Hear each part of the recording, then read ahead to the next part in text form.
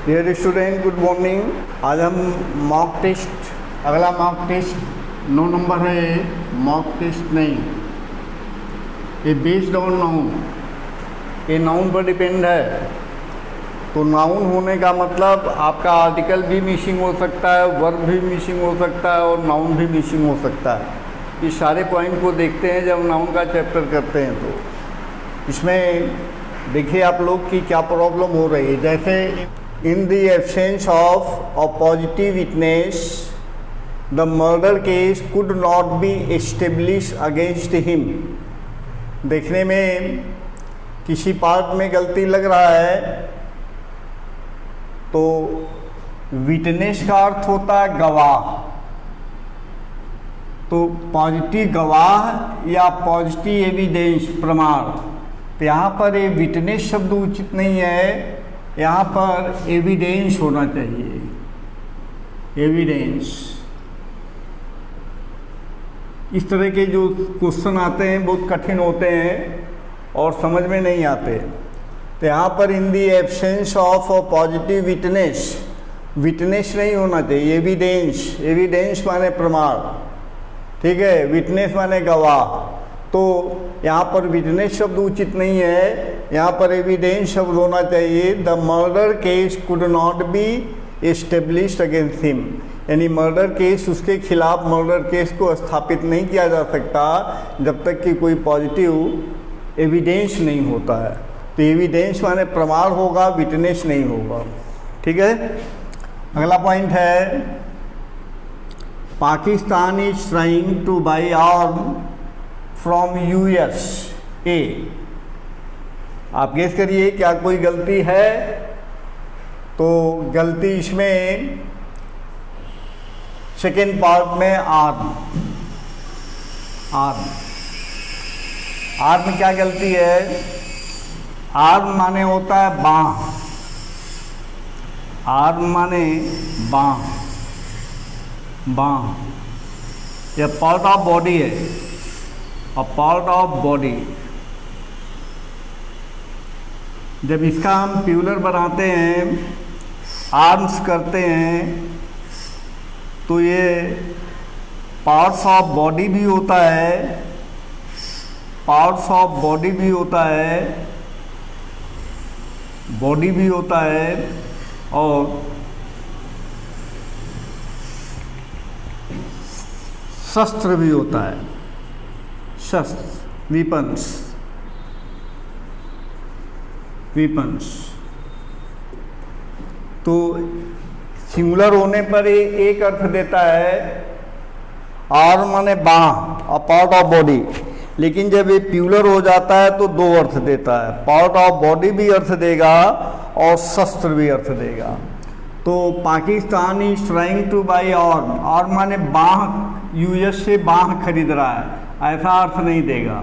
तो पाकिस्तान जो है वह US से शस्त्र खरीद रहा है, तो वीपन से यहाँ पर अर्थ देगा, इसलिए आर्म के स्थान पर आर्म्स होना चाहिए, ठीक है।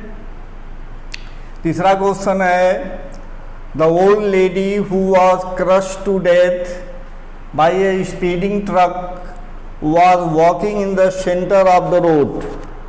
अब देखिए इसमें कोई गलती लग रहा है क्या?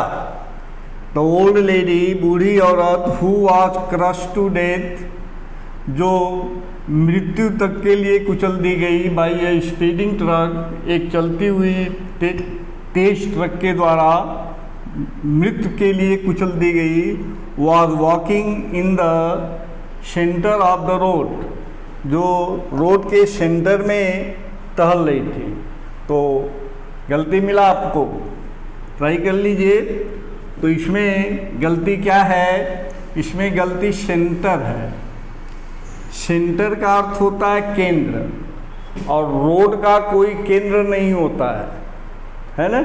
इसलिए सेंटर के स्थान पर मिडिल शब्द होगा, in the middle of the road, road के मध्य में वॉकिंग कर रही थी, ठीक है। यहाँ पर सेंटर शब्द उचित नहीं है। तो ये शब्दों का चयन बहुत अच्छा होना चाहिए। ये नाउन में बहुत क्वेश्चन पूछा जाता है, लेकिन ये टफ भी होता है।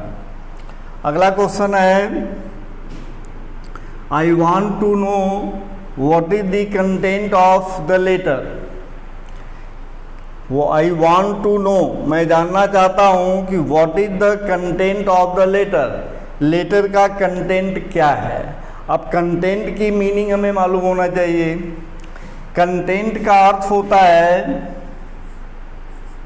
कंटेंट का अर्थ होता है सेटिस्फैक्शन, सेटिस्फैक्शन,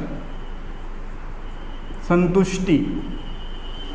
कंटेंट का अर्थ होता है सेटिस्फैक्शन, संतुष्टि। और जब इसको हम कंटेंट्स कर देते हैं, कंटेंट्स, तो बिलोंगिंग मैटर्स या थिंग्स, बिलोंगिंग मैटर्स, मैटर और थिंग, ऐसा अर्थ देगा। तो यहाँ पर जो कंटेंट शब्द है ये सेटिस्फैक्शन अर्थ नहीं दे रहा है, बल्कि मैं लेटर के कंटेंट्स को नहीं जानता। I want to know what is the contents of the letter, यानी लेटर में क्या मैटर लिखे हुए थे, है ना, हम उसे जानना चाहते हैं। तो यहाँ पर कंटेंट का मतलब सेटिस्फैक्शन होगा, जबकि होना चाहिए था कंटेंट्स। तो यहाँ पर कंटेंट न होकर एक कंटेंट्स होगा, कंटेंट्स, ठीक है, ए कंटेंट्स। अगला क्वेश्चन है, dinner will be held at the Ashoka hotel. Sentence है, dinner will be held at the Ashoka hotel. Ashoka hotel पर डिनर हेल्ड किया गया है, किया जाएगा। इसमें आपको कुछ गलती समझ में आ रहा है। Dinner will be held at the Ashoka hotel, तो डिनर, काइंड्स ऑफ डिनर के पहले किसी आर्टिकल का प्रयोग नहीं होता है। सुन लो आप, डिनर है तो काइंड्स ऑफ डिनर के पहले किसी आर्टिकल का प्रयोग नहीं होता है, लेकिन जब वह विशेष रूप से दिया जाता है, डिनर विशेष रूप का हो, चूँकि पार्टी में हो रहा है, होटल में वो डिनर हो रहा है, तो ये विशेष हुआ, इसलिए इसके पहले आर्टिकल द का प्रयोग होगा, द डिनर। नाउन जब चैप्टर पढ़ेंगे तो उसके साथ आर्टिकल भी आएगा, नाउन का शब्द भी आएगा, वर्ब भी आएगा। ये तीनों टॉपिक नाउन से रिलेटेड होते हैं। तो केवल नाउन तो संभव ही नहीं है, केवल नाउन संभव ही नहीं है, सभी को लेकर चलना पड़ता है। तो यहाँ पर dinner will be held at the Ashoka hotel, तो डिनर ना होकर यहाँ पर द डिनर होगा, क्योंकि विशेष प्रकार का भोजन होटल में हेल्ड किया गया है। अगला सेंटेंस है, the echoes of our scream sounds in the hall for several seconds. है तो इकोज, इकोज का अर्थ होता है प्रतिध्वनि। यह इको शब्द का प्यूलर है। इको का प्यूलर इकोज होता है। इकोज ते प्यूलर शब्द है, इकोज प्रतिध्वनियाँ। तो the echoes of our scream, हमारे चिल्लाने की प्रतिध्वनियाँ, इन द हॉल, साउंड्स माने गूंजती हैं। तो क्या गड़बड़ है, तो यहाँ पर ये नाउन प्लूरल है, नाउन प्लूरल है, तो इसका वर्ब भी प्लूरल होगा, अर्थात साउंड में से यस को हटाना पड़ेगा। ठीक है, the echoes of our scream sound in the hall, तो यहाँ पर साउंड्स न होकर साउंड होगा। ठीक है, तो यहाँ पर ये साउंड शब्द था, लेकिन ये प्लूरल होना चाहिए, तो प्लूरल होना चाहिए तो साउंड का साउंड हो जाएगा, साउंड, ये वर्ब के रूप में आया साउंड। ठीक है, तो ये 6 सेंटेंस है। 7वां यहाँ है, the rice is the favourite food of the Bengalis. चावल बंगालियों का प्रिय भोजन होता है। तो राइस, एक राइस क्या है, अ टाइप ऑफ ग्रेन, ये ग्रेन है, ग्रेन माने अनाज है, ग्रेन, टाइप ऑफ ग्रेन। तो किसी भी ग्रेन के पहले, किसी भी ग्रेन के पहले आर्टिकल का प्रयोग नहीं किया जाता है, ये रूल है। लेकिन जब ग्रेन जो है, ग्रेन किसी प्लेस से रिलेटेड होता है, किसी प्लेस से रिलेटेड होता है, तो उसके पहले आर्टिकल द का प्रयोग किया जाता है। तो यहाँ पर राइस इज, तो राइस ए प्लेस को नहीं शो कर रहा है, केवल काइंड्स ऑफ ग्रेन को शो कर रहा है। तो when grain shows only a kind of grains that will not take article the before it, तो वह अपने पहले आर्टिकल द का प्रयोग नहीं लेगा। तो the rice is the favourite food of the Bengalis, तो यहाँ पर द का प्रयोग उचित नहीं है। ठीक, अगला सेंटेंस है ही sang a solos at the concert, he sang a solos at the concert, उसने कंसर्ट पर एक एकल गीत गाया। सोलो का अर्थ होता है एकल गीत, एकल गीत का अर्थ होता है अकेला गाए जाने वाला गीत।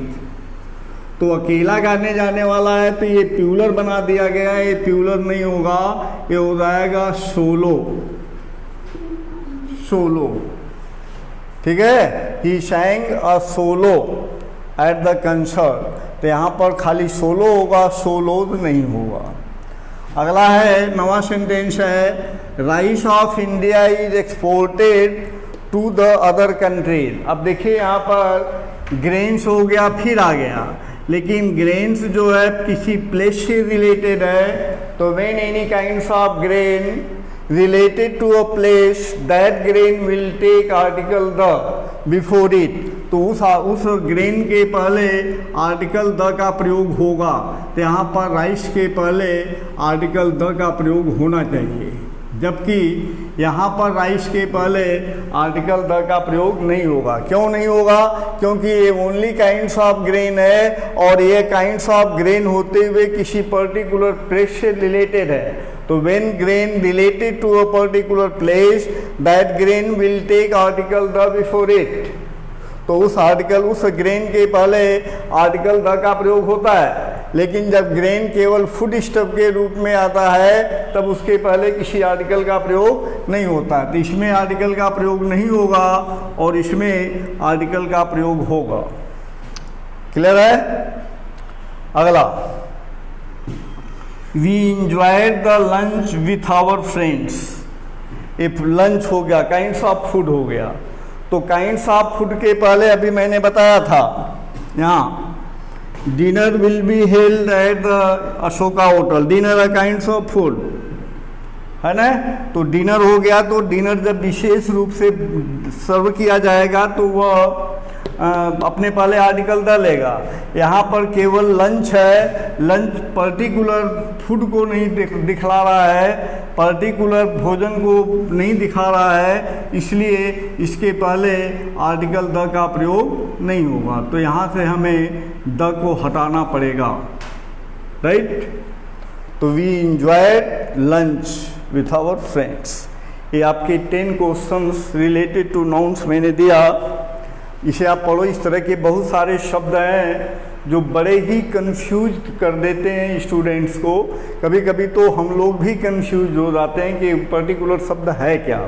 तो ऐसे शब्द जब पूछता है एग्ज़ाम में तो वे पेपर टफ माने जाते हैं, और जब तक आप शब्दों का सही नॉलेज नहीं लोगे, जैसे कंटेंट था कंटेंट्स हो गया, आर्म था आर्म्स हो गया, नहीं, जब तक इस तरह के शब्दों का अध्ययन आपको नहीं होगा तब तक आप इसका आंसर सटीक नहीं दे सकते, करेक्टली नहीं दे सकते। इसलिए इसको थोड़ा सा ध्यान देकर पढ़िए। फिर हम मिलते हैं। अगर आपको अच्छा लगता है तो लाइक करिए, सब्सक्राइब करिए, शेयर करिए, ठीक है। और प्रॉब्लम आती है तो you can ask me commenting on comments, ठीक है। आप कमेंट्स में कांटेक्ट करके हमें पूछिए। थैंक्स।